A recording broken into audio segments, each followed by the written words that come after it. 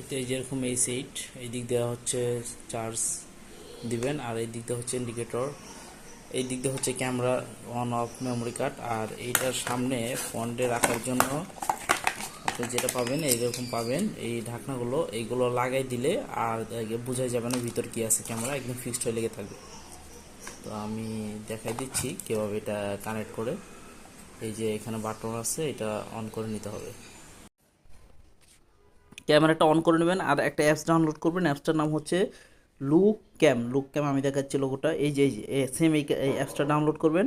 আর যেটা করবেন, তারপরে ক্যামেরাটা অন করার পরে লোকেশন অন করে দেবেন, ডাটা অন থাকলে অফ করে দেবেন, আর ওয়াইফাইতে যাবেন।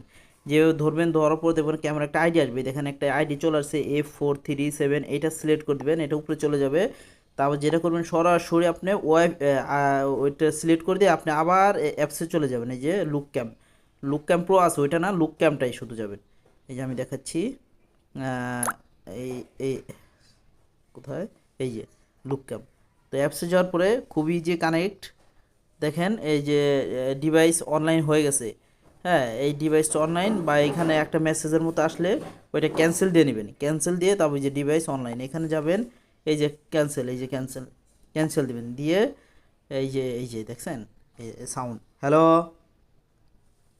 হ্যালো, খুব ক্লিয়ার এবং অনেক জোরে সাউন্ড।